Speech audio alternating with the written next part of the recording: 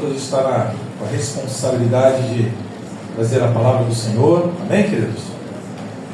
Está orando aqui pelo irmão. Deus é bom. Você não tuas mãos para cá. Pai, no nome de Jesus, colocamos a vida do teu filho diante do Senhor. Ele que nessa noite, Deus, tem a responsabilidade de trazer a porção do teu coração para a tua igreja, para as nossas vidas. Que a tua graça seja sobre ele, que a tua sabedoria, que os rios de água viva fluam do seu interior, que tudo aquilo que o Senhor tem ministrado ao coração do teu filho, que ele possa com fidelidade, na tua dependência, transmitir para as nossas vidas. Nós declaramos a tua bênção sobre ele, sobre a Lohane, sobre sua casa, seu trabalho, ministério. Profetizamos a graça do Senhor, em nome do Senhor Jesus, e todos que creem digam amém. Amém. Glória a Deus. Amém. A paz do Senhor, irmãos, amém. Amém. Paz do Senhor, irmão, amém. Amém. Glória a Deus. Aleluia. Feliz de estar aqui essa noite com vocês. Quero já pedir para você abrir no Evangelho segundo escreveu Lucas, capítulo 13, de Lucas para Lucas essa noite. Aleluia.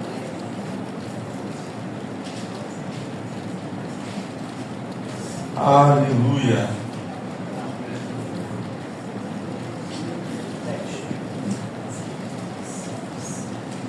O Senhor é santo. Ele é digno de todo louvor. Amém? Aleluia. Evangelho de Lucas, capítulo 13. Vamos lá do versículo 10. Amém? Diz assim: certo sábado, Jesus estava ensinando numa das sinagogas. E ali estava uma mulher que tinha um espírito que a mantinha doente havia 18 anos. Em algumas outras traduções, espírito de enfermidade. Ela andava encurvada e de forma que alguma podia se endireitar-se. Ao vê-la, Jesus, diz assim para mim, ao vê-la, Jesus chamou à frente e lhe disse: mulher, você está livre da sua doença. Então lhe pôs a mão, imediatamente ela se endireitou e passou a louvar a Deus. Indignado porque Jesus havia curado no sábado, o dirigente da sinagoga disse ao povo: há 6 dias em que se deve trabalhar, venha para ser curado durante esses dias e não no sábado. O Senhor respondeu e disse: hipócritas, cada um de vocês que desamarra no sábado o seu boi ou o seu jumento do estábulo e leva dali para dar-lhe água. Então esta mulher, uma filha de Abraão, a quem Satanás mantinha presa por 18 longos anos, não deveria ter sido liberta daquilo que prendia no sábado? Tendo dito isso, os seus oponentes ficaram envergonhados, mas o povo se alegrava com todas as maravilhas que ele estava fazendo. Senhor, em nome de Jesus, nós te louvamos, Pai. Que a tua palavra ela é digna de aceitação, ela é digna de aceitação de todos. Eu quero aqui te entregar, Senhor, a melhor parte dela, pedindo para que o Senhor nos direcione e pedindo para que o Senhor traga a realidade dela para os nossos corações, Pai. Que os terrenos aqui eles sejam terrenos abundantes, Pai, onde a sua palavra ela cai e ela prospera e ela dá frutos de 30, 90, 100. Eu declaro em nome de Jesus sobre cada um aqui, Pai, que o diabo, o Satanás, o roubador de semente, ele não roubará semente. Eu também declaro, Senhor, que eu sou fiel à sua palavra e não à minha, Pai. Que o Senhor cresça e eu diminua diante dela. Em nome de Jesus. Você pode dizer comigo amém? Amém. Glória a Deus. Irmãos, essa mensagem, o Senhor me tocou algumas semanas sobre ela enquanto o pastor falava comigo. E eu gosto muito desse texto, no qual Jesus ele traz no Evangelho de Lucas. Para alguns que não conhecem o Evangelho de Lucas, ele foi escrito por um médico, amigo do apóstolo Paulo, que ele encontrou no meio do caminho. Embora ele não tenha sido testemunha, né, ele foi um homem que investigou minuciosamente o Evangelho e analisou através de testemunhas oculares e escreveu. Lucas está escrevendo para um homem chamado Teófilo para reafirmar a fé dele. E eu acho muito interessante essa mensagem, essa forma que isso é trazido aqui para nós, amém? Jesus ele está ensinando numa sinagoga. O ambiente ele é totalmente religioso, sabe? O dia é santo e a palavra ela está sendo liberada. Mesmo assim, irmãos, há uma mulher que está presa há 18 anos. Isso nos revela algo perturbador, que é possível habitar em ambientes santos em ambientes espirituais e ainda assim viver aprisionado espiritualmente. Ela não estava fora do culto, ela não estava afastada, ela não estava em um pecado explícito, ela estava encurvada. Amém? Então o maior perigo espiritual não é a dor momentânea. O maior perigo espiritual é a dor que a gente aprende a administrar e a suportar. É a dor que a gente se conforma, a gente olha para ela e tudo está indo bem, a gente deixa isso passar. E tem uma frase de um homem de Deus chamado Jonathan Edwards que ele fala assim: os homens, eles podem se acostumar tanto com a escuridão que podem começar a chamá-la de luz. E o engraçado é que essa mulher ela não gritava mais, ela não clamava mais. Provavelmente ela já tinha aceitado aquela situação, já tendo 18 anos. Mas Jesus, ele nunca se acostuma com aquilo que aprisiona os seus filhos. Amém? Ele não se acostuma e ele entra dentro da nossa realidade. E mesmo que nós estejamos adaptados com ela, o Senhor, ele transforma. Essa é uma noite de transformação, irmão.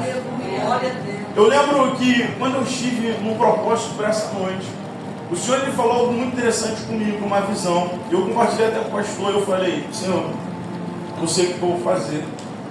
Eu via um homem, uma visão por cima de mim, e esse homem ele estava flutuando. Um homem bem gordo e careca. E eu olhava para aquela situação e falava assim: Senhor, o que é isso? Eu não entendia. Não ria não. E eu não entendia. Vamos voltar para o lado espiritual que o irmão está na carne. E eu não entendia, eu orei para o Senhor e o Senhor me levou a uma passagem na Bíblia, que é a passagem de Juízes, de um homem chamado Eude. E a passagem diz que Eude, ele foi levantado pelo Senhor como juiz no tempo. E nesse tempo que Eude foi levantado, a palavra diz que o povo de Israel estava sujeito a um rei amonita, que se juntado com os amalequitas, chamado Eglon. Esse rei era um rei muito gordo. E a Bíblia diz que Eude ele foi chamado para lançar tributo a esse rei, ou seja, para louvá-lo, para levar alguma palavra a ele. E a Bíblia diz que Eude, um homem, ele levanta-se e faz uma adaga de 45 centímetros. Ele coloca na sua perna escondida e ele vai até o rei. A Bíblia diz que quando Eude chega diante do rei, ele saca essa adaga, enfia sobre a barriga dele e diz: eis a palavra do Senhor. A Bíblia informa que quando ele enfia essa adaga, em vez de sair algo normal do estômago dele, sai fezes. E aquilo alastra tanto o local que ele estava, que os homens achavam que ele estava no banheiro. E ficaram por horas esperando aquele homem sair. E eu falei: Senhor, por que disso? O Senhor está me levando para isso? E o Senhor falava assim para mim: eu estou te levantando nesse tempo, nesse lugar, não porque eu sou perfeito, melhor que alguém, amém, irmão? Não sou nada. Mas ele colocava uma espada na minha mão e dizia: você está penetrando sobre feridas. Eu vou dizer um negócio para você. Eu lembro quando a Danda ela profetizou algumas semanas atrás, um mês, eu não lembro direito. E ela falava assim: Deus está fazendo tirar coisas, né? Lama de dentro dos nossos corações. Ela via lamas saindo. E eu lembrava muito disso. E eu vejo o Senhor essa noite tirando coisas do passado. Sabe? Essa mulher, ela tinha 18 anos de uma enfermidade. E olha, a enfermidade, ela não era uma enfermidade normal, ela era uma enfermidade espiritual. Jesus, essa noite, ele está tocando em áreas da nossa vida que a gente não permite ninguém tocar. O ambiente aqui ele pode ser até santo, você pode lidar com ele como se fosse um ambiente qualquer. Você pode vir a semana inteira, mas você pode continuar permanecendo espiritualmente preso. E essa não é uma noite de prisões, essa é uma noite de libertação. Deus está indo adiante de pessoas. Eu vejo como uma espada entrando sobre pessoas. Essa é uma noite de libertação. Eu posso falar sobre coisas aqui que vai doer em você, irmão, mas não olhe para mim, olhe para o Espírito. Porque o Espírito está tocando em feridas. E você pode escondê-las, mas Ele vai ver, cara! Ele está vendo! Ah, toma naia sábia! Irmão, um ambiente santo, ele não garante uma vida livre. Versículo 10 diz assim, um texto: ora Jesus no sábado, numa das sinagogas. Jesus ele não só estava num lugar santo, mas ele estava num dia santo. Cara, um dia perfeito para a libertação. Você pode estar aqui no mover que for.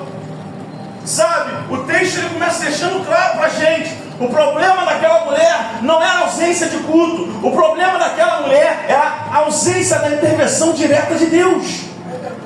Você pode estar aqui a semana toda, cara. Você pode estar de célula em célula. Mas se você não libera o seu coração para a transformação do Espírito, de nada adianta. Igreja é lugar de comunhão, mas a libertação ela acontece quando Jesus te vê e quando Ele te chama. A frequência no templo, irmão, ela não substitui com a verdade que confronta. Ah, meu Deus, Spurgeon ele fala algo interessante. Ele diz: é possível sentar-se sobre o som do Evangelho e ainda permanecer acorrentado. Isso destrói a ideia de que estar aqui muda alguma coisa. Muda. Deus ele confronta você, Ele toca no seu coração. A comunhão é um lugar de cura. Mas se você se esconde, nada adianta. Deus te chamou para viver sobre a luz. E a luz de Deus ela traz clareza não só sobre as coisas boas, mas sobre as coisas ruins. Nós somos corpo de Cristo, irmãos. E o corpo de Cristo ele precisa aparecer em tudo que é necessário. Não adianta a gente esconder as nossas falhas. Um dia o próprio Senhor revelará. Eu não estou falando, irmão, que existe alguém aqui impecável. Não existe ninguém, nunca será. Até que tudo aquilo que é carne se torne corruptível. Mas a grande questão, existem pessoas que mascaram. E desculpe, eu não vim aqui na intenção de bater ninguém. Mas essa mensagem confronta o meu coração e diz para mim uma coisa: as máscaras elas devem cair. As máscaras devem cair. Não adianta eu viver o Evangelho onde eu só escondo o meu rosto, onde eu escondo quem eu sou através de uma palavra, através de um estudo, através de um ministério. Deus ele vai te encontrar onde você estiver. Aleluia. Você pode estar encostado através de alguém, se escondendo em seus erros e pecados, mas Ele vai te encontrar, amigo. Eu espero que você se encontre como uma pessoa disponível, porque se você não se disponibilizar, e se Ele te quiser, Ele vai fazer o que Ele quiser, cara.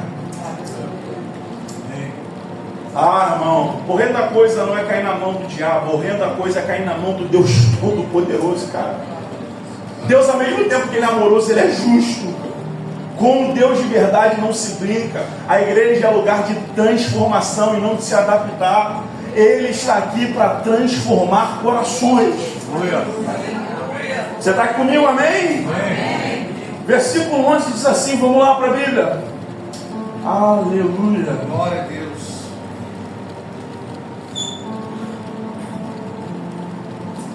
Uma mulher que tinha um espírito de enfermidade. Ou seja, nem toda enfermidade é natural, algumas são espirituais. Lucas, ele sendo médico, mesmo que ele não tenha tido, mesmo que ele não tenha visto aquilo, mesmo que ele não estivesse presente, analisando tudo, mas ele como médico, ele podia tratar isso apenas como uma patologia. Mas o Espírito Santo inspira a escrever dizendo, é um espírito de enfermidade. Irmãos, isso revela que há dores físicas com origem espiritual. Isso revela que há limitações emocionais sustentadas por espíritos de opressão. Isso revela que há cadeias que não aparecem em exames, irmãos. Nem tudo que dói no corpo começa no corpo. Hoje a gente tem um problema muito grande dentro da igreja, porque a igreja moderna, a igreja contemporânea desse tempo, ela tenta medicar o que ela deveria expulsar. Ela tenta abraçar aquilo que ela deveria tirar para fora. Quantas coisas às vezes a gente tolera e não é para ser tolerado. O espírito de enfermidade, ele não é para ser cuidado, ele é para ser expulso. E hoje é uma noite a qual o Senhor separou para expulsar coisas de nós. Não estou falando que você está endemoniado, eu estou falando que existe uma influência sobre você. Aleluia! Outro ponto, a opressão, ela não rouba a identidade, mas ela destrói a postura. Olha isso, versículo 11. Ele diz assim, ela andava encurvada e não podia de modo algum endireitar-se. Ela continuava sendo filha de Abraão, irmão. Você está comigo, amém? Mas ela vivia como uma pessoa derrotada, encurvada, olhando sempre abaixo. O espírito de opressão, ele trabalha assim. Ele não precisa tirar a sua fé. Ele só precisa te fazer viver abaixo dela. O diabo, ele não tenta, irmão, apagar quem você é. Ele tenta deformar como você vive. A postura encurvada, ela revela algumas coisas. Ela revela a visão limitada que a mulher tinha. Ela revela a expectativa daquela mulher que estava sendo quebrada. Ela revela uma esperança reduzida. Enquanto o Evangelho de Cristo, ele nos traz uma fé que nos sustenta no meio do caminho. A fé que ele traz sobre nós não é uma fé que somente se sustenta no meio da alegria e da felicidade, mas é uma fé que vive através das dores. O Cristo que nos chama, ele nos chama para sangrar às vezes e para viver a diversidade, entendendo que ele transforma a nossa tristeza em alegria. Entendendo que as nossas dores, elas são passageiras. Entendendo que esse corpo mortal, ele tem um fim. Ele tem um fim biológico, mas existe um corpo a qual ele tem sobre nós que ele é eterno. Entendendo que ainda que essa leve e momentânea tribulação, ela venha sobre nós, ela vem produzir dentro de nós um peso de glória, irmão. É um peso de glória tão excelente que nos vai transformar. Isso não é para te limitar, isso é para produzir algo dentro de você. E eu acho interessante, 18 anos, quando o tempo ele não produz cura, o tempo ele às vezes vai passar, e às vezes por algumas falas, as pessoas elas dizem, o tempo ele vai curar isso, e tem coisas que o tempo não cura. Tem coisas que o tempo vai passar e você vai permanecer da mesma forma. O Espírito Santo, através do texto, ele faz a questão de enfatizar. Olha lá no versículo 11. Havia 18 anos. O texto, ele nos ensina que o tempo, ele não quebra o jugo. A rotina, ela não cura da prisão. Ele ensina que a adaptação, ela não é uma libertação. Aquilo que o tempo não curou, só a unção pode despedaçar, irmão. Tá, irmãos? Uma longa escravidão, ela não se transforma em direito adquirido do inferno. Ou seja, isso que você está passando não é para a morte, mas é para te transformar. A unção, ela despedaça todo o jugo. E isso fala para a gente, quando Deus falou através do profeta Isaías, dizendo para Israel sobre a opressão dos assírios, que Deus ele podia destruir toda a opressão. O rei estava preocupado, mas com só um anjo, Deus matou mais de 185 mil soldados. Em uma só noite, Deus ele pode mudar a realidade da sua vida. Aleluia. Deus ele não precisa de tempo, ele não precisa de nada. Ele só precisa que você esteja com o coração disponível. Ele só precisa que você se encontre disposto a entregar tudo aquilo que dói. Porque tem pessoas acostumadas, que vêm de outros locais, que vêm de outras realidades e empacam diante daquilo que dói. E Deus está dizendo, eu quero um novo tempo para você, cara. Eu quero um novo tempo para você, cara. Mas você fala, Senhor, tudo que eu passei. Senhor, tudo que eu passei. E Deus está dizendo, não! Não olhe para o que você passa. Olhe para o novo que eu tenho para você. O problema é que a nossa visão se limita para aquilo que passamos. E Deus está dizendo, eu te trago para frente. Eu te trago para um novo tempo. Eu te trago para algo novo. E algo novo exige de nós levarmos tudo do passado para trás. Tudo que passou para trás fica. E eu caminho olhando para o alvo. É Deus. Aleluia. Ah, falaram de mim. Passou. Falaram da minha casa. Passou. Deus está falando com alguém aqui. Santo. Falaram do meu casamento, passou. O que importa é o que nós vivemos agora. Porque se dependemos de opinião, é de Cristo que não dependemos. Quem depende de Cristo, só Cristo pode tirá-lo do lugar que ele está. Eu não estou dizendo que o tempo não vai ser processual. Eu entendo que Deus ele tem os seus processos para nos tratar. Mas tem coisas que nós estamos empacados há tempo, que nós não vivemos um novo tempo, porque nós não queremos. porque é mais fácil ficar parado no lugar onde estamos. Deus está dizendo para pessoas aqui: eu quero um novo tempo. E um novo tempo requer um novo posicionamento. Um novo tempo requer uma nova postura. Você pode permanecer encurvado, olhando para baixo, mas Deus está falando: eu já te levanto. E toda opressão que te paralisa, o Senhor está à frente dizendo: é um novo tempo. Feridas emocionais também podem manter uma vida encurvada. Aleluia! Embora o texto ele diga que aquela mulher ela tinha um espírito de enfermidade, ou seja, o espírito ele influenciava para algo físico, a Bíblia também ela mostra para a gente algo interessante. Ela diz que existem pessoas que permanecem presas por causa de feridas não tratadas. Nem toda prisão nasce de um demônio, irmão. Algumas são alimentadas por mágoa.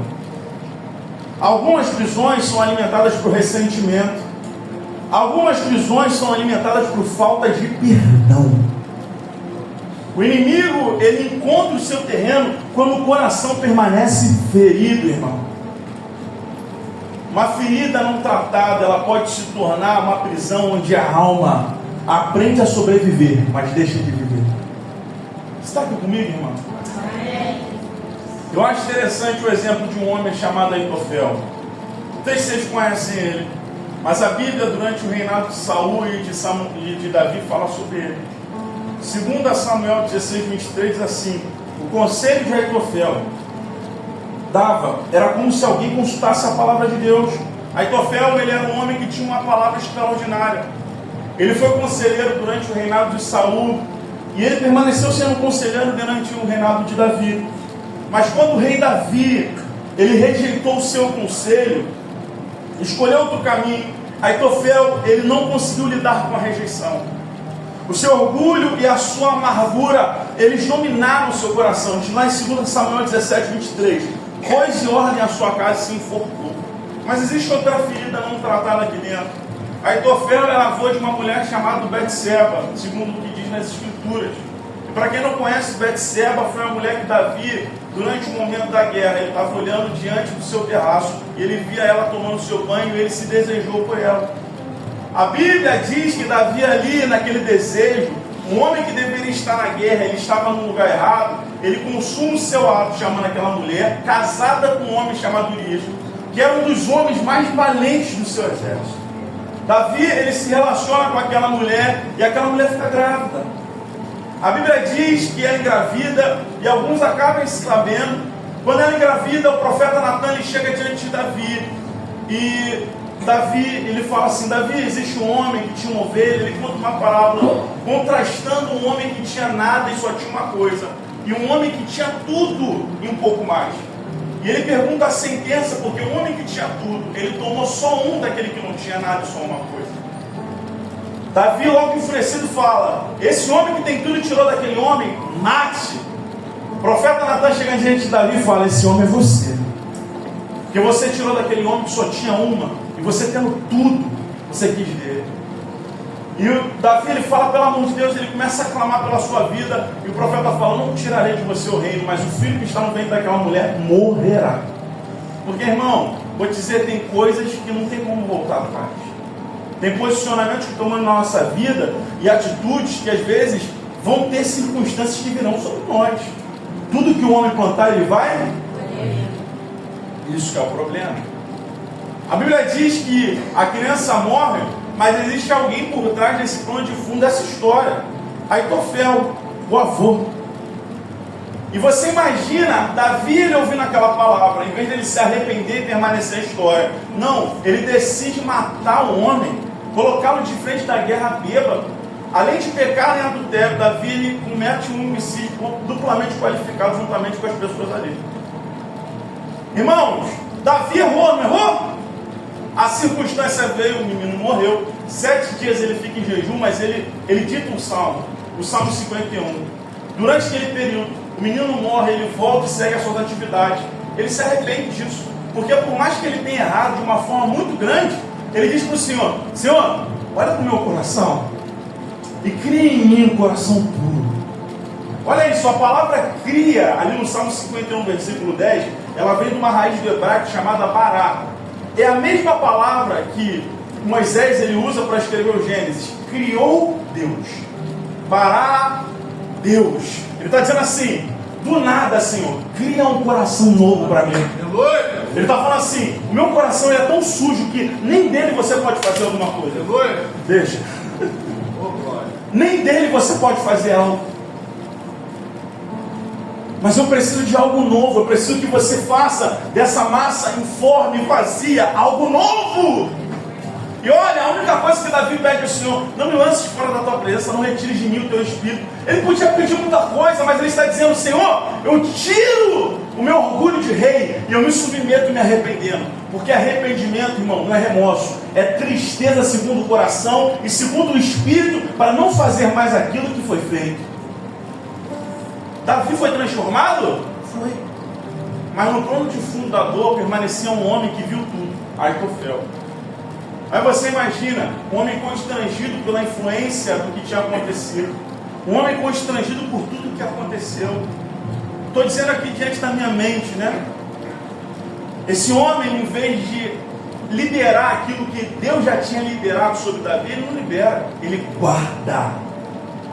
E o maior problema são as raízes de amargura, aquilo que nós guardamos. Pior do que enfermidade espiritual e enfermidade na carne, é a enfermidade na alma. Ah, irmão, tem feridas emocionais que Deus ele só pode tirar quando você permite, quando você declara, quando você diz. Tem coisas do seu passado, às vezes que os seus pais fizeram com você, às vezes que alguém do trabalho fez com você, às vezes que o seu antigo pastor fez com você, que coisas que às vezes que eles fizeram, mas quem permaneceu aprisionado foi você. Aleluia. Glória a Deus. Feridas ignoradas, irmãos, elas transformam conselheiros, pessoas do mais alto escalão, em vítimas e pessoas prisioneiras da própria alma. Quando você é ferido pelo outro, quem é o preso é você. Deus está dizendo essa noite: eu quero te libertar. Eu acho muito interessante como a prisão, ela fala de perdão. Pedro, ele chega diante de Jesus, em Mateus 18, perguntando: Senhor, quantas vezes por dia eu devo perdoar o meu irmão? O que Jesus diz para ele? 70 vezes 7. Eu acho muito interessante essa passagem, que ela fala de um reflexo de algo que aconteceu no passado, na vida de Caim. Quando Caim ele peca, a Bíblia diz que 7 vezes ele seria vingado se alguém encostasse nele, porque Deus tinha lançado uma maldição sobre ele. Depois vem o seu neto Lameque, e ele diz assim: já que meu avô Caim, ele 7 vezes seria vingado, eu de sua descendência 70 vezes 7. Olha isso, o que no Antigo Testamento estava sobre a vingança, no Novo Jesus ele traz sobre o perdão. Porque a própria palavra diz que a vingança é dele. Porque haverá um dia, irmãos, que não será sobre o perdão e o amor, mas haverá um dia que será sobre um tribunal, que todo olho verá, cara. Não existe nenhum homem, segundo a palavra lá em Filipenses 2, que diz: ele se submeteu de sobremaneira, que Deus o exaltou acima de todo nome, e o nome de Jesus se dobra em todos os joelhos, no céu, na terra e debaixo da terra. Vai chegar um dia que nenhum homem vai não poder se ajoelhar diante dele, porque todos terão que prestar contas. Jesus diz para Pedro: não 70 vezes 7. Logo depois ele conta uma parábola. Você está comigo, irmãos? Ele conta uma parábola de um servo impiedoso. O servo, ele recebe perdão, mas ele recusou a perdoar a dívida dele. O servo, ele recebe o perdão de uma dívida tão grande que é impossível se calcular até hoje.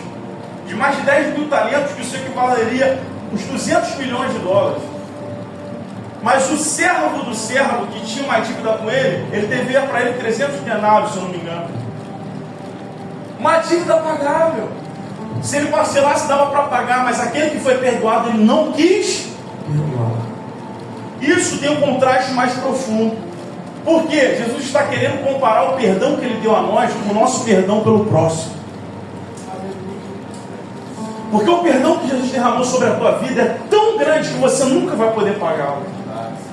Nem toda a eternidade que você tem diante dele vai poder pagar aquilo que ele derramou sobre você.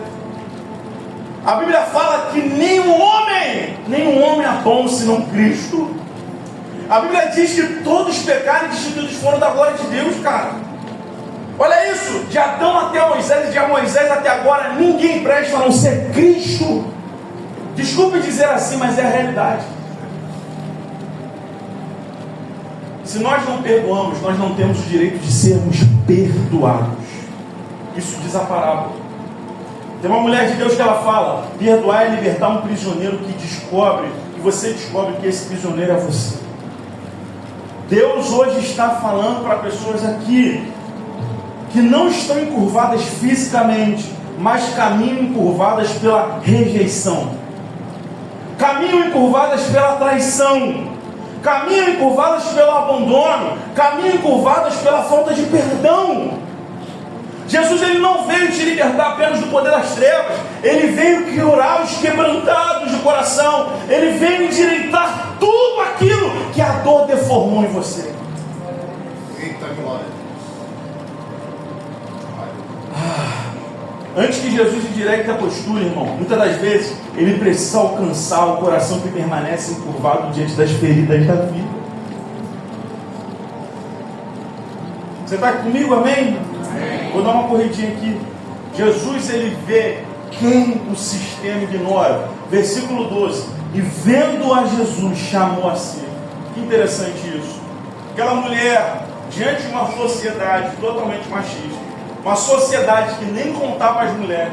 Naquele tempo, para se ter uma sinagoga tinha que ter mais de 10 homens. Mas se tivesse 9 homens e 100 mulheres, não se abria uma sinagoga. Ou seja, você imagina, uma mulher, além dela ser mulher, ela estava doente. Diante da lei de Moisés, algumas coisas não poderiam estar dentro do templo da sinagoga. Ou seja, ela socialmente, ela era totalmente ignorada por ser mulher e por estar encurvada. E não só encurvada naquele momento, mas ela estava encurvada há 18 anos. Você imagina quantas pessoas zombavam aquela mulher? Quantas pessoas passavam por ela e ignoravam? Quantas pessoas negavam um abraço ou toque ou alguma coisa? Ela não chama Jesus porque ela nem enxergava ele, ela estava encurvada. Mas Jesus a chama. Cara, isso é muito interessante. Jesus é um cara muito legal. Ele na Bíblia, ele fala de outra situação de um homem, um cego mendigo chamado Bartimeu. A tradução de Bartimeu significa filho de Timeu. E ele é reconhecido só pelo nome do pai. Alguns historiadores vão falar várias versões, mas eu não quero focar nisso. O que eu quero focar é que o cego chamou Jesus 2 vezes. E os discípulos e os homens que estavam em volta paralisaram.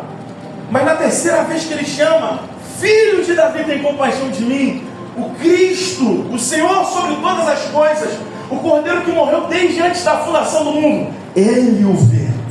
Cara, olha isso, ele o vê. E sabe o que mais me impressiona? A atitude daquele cego.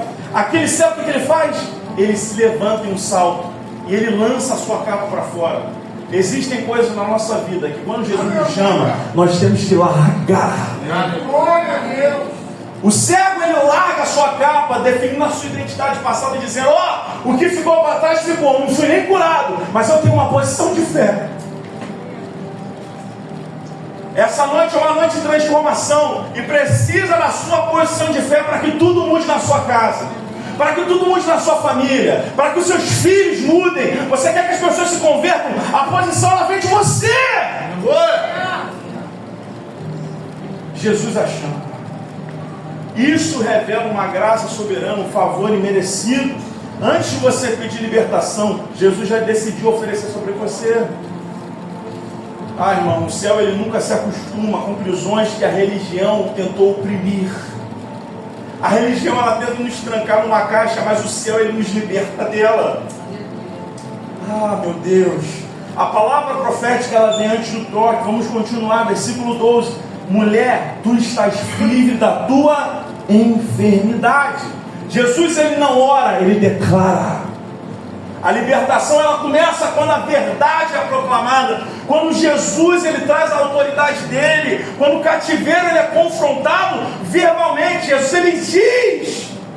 E por isso nós temos que nos apossar das palavras que estão nesse livro, irmão.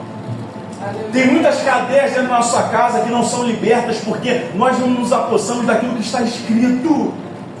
Cara, a pessoa ela só vive de domingo a domingo e a vida dela semanal não existe devocional. A vida dela semanal não existe uma palavra durante a manhã. O que rege o dia dela é o seu trabalho.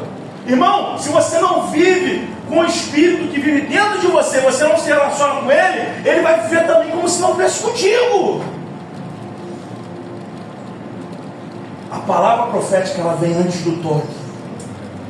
Quando Cristo fala, o mundo espiritual se move. Aleluia! A palavra de Deus, ela não apenas informa a mente, irmãos, ela governa a realidade. O Deus que está sobre nós, o Cristo que nos amou, Ele pela sua palavra, Ele fez criar o mundo inteiro. Ele pela palavra do seu poder, Ele governa tudo. Ele pela sua palavra, Ele traz existência àquilo que não existe. Aleluia! Glória a Deus. A unção, ela realinha o que a opressão desorganizou. Versículo 13: impondo-lhe as mãos. A palavra liberta, mas a unção organiza. Você está comigo, irmão? Amém. Isaías, ele já havia profetizado, eu já disse, o jugo ele é despedaçado pela unção. A unção ela não apenas quebra cadeias, ela restaura a estrutura. Deus está restaurando a estrutura de pessoas essa noite. 8. A libertação ela é imediata e ela é visível. Versículo 13 diz assim: imediatamente ela se endireitou e glorificava a Deus. Olha isso. Isso não foi emocional, irmão. Isso não foi um progresso, algo progressivo, na verdade. Isso foi sobrenatural. Quando Deus age, não resta nenhuma dúvida. Sobra o testemunho para contar. E essa é uma noite onde Deus está gerando testemunho sobre os nossos corações. E eu não declaro só sobre a noite, mas eu declaro sobre a sua semana. Amém. Essa semana é uma semana de testemunhos. Versículo 14. O chefe da sinagoga, indignado. Isso que eu acho muito interessante. Toda libertação verdadeira, ela sempre vai incomodar a religião.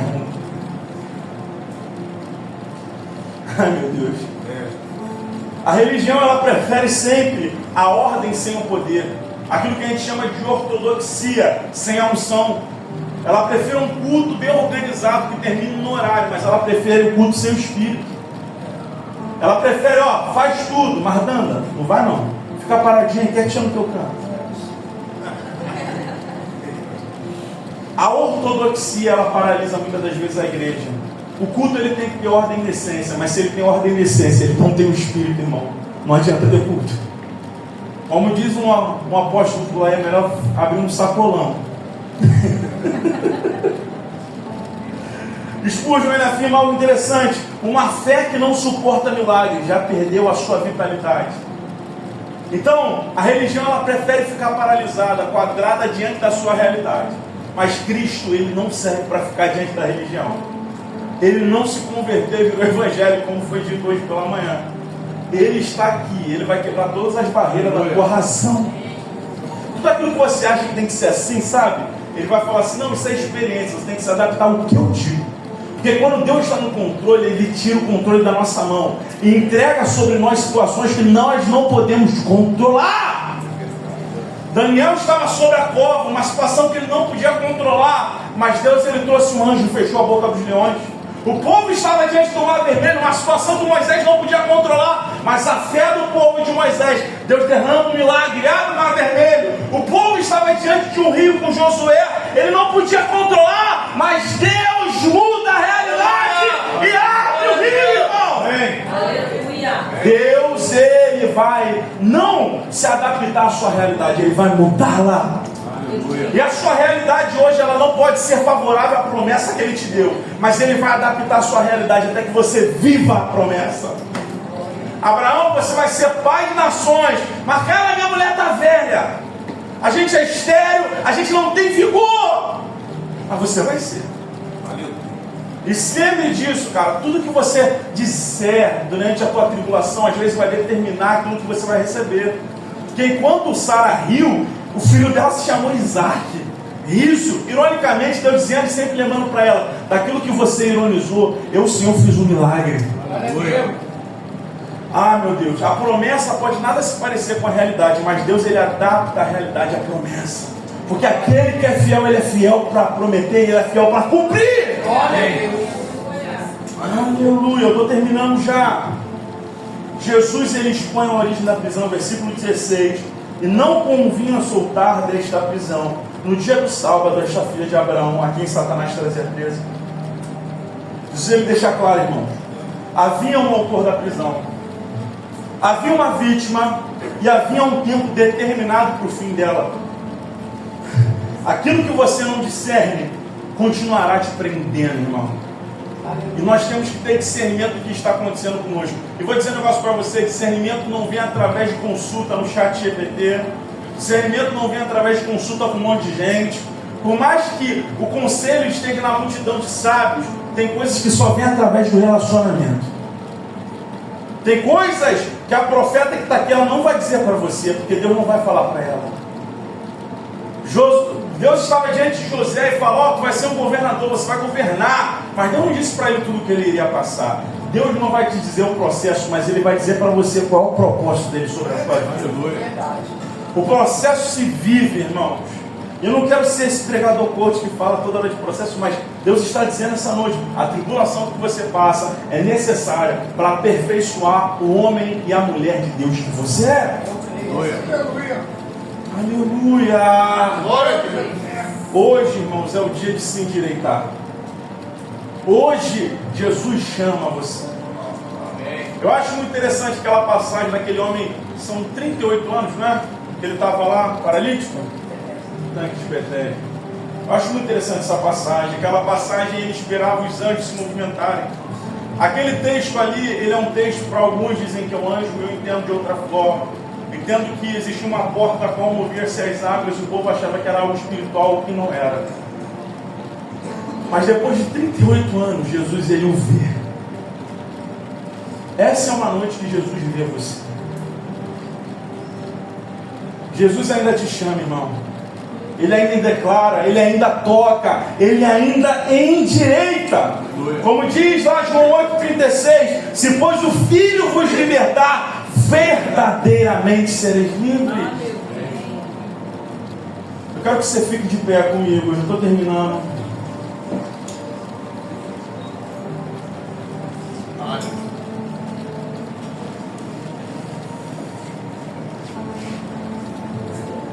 Aleluia. Glória. Hoje é uma noite de libertação, irmão. E sempre quando há uma libertação, Deus, ele quer ser pedagógico com a igreja. Essa pode não ser a palavra que você espera, mas é a palavra que Deus quer falar contigo. Glória a teu nome. E antes de eu terminar, eu quero orar por algumas pessoas aqui. Glória a teu nome. Antes de orar, eu quero lembrar de uma ilustração que eu falei um dia numa igreja. Isso no meu coração já tarde. Certo dia, dentro de uma igreja, chega diante do altar um homem que não tinha pernas, não tinha braços. E toda a igreja olhava para aquele homem e ficava assim: caramba, um homem assim, ele pode se converter ao Senhor? E o pastor, ele tão sábio, ele diz assim para a igreja: Deus aceita um homem pela metade que se entrega por inteiro, mas ele não aceita um homem por inteiro que se entrega pela metade.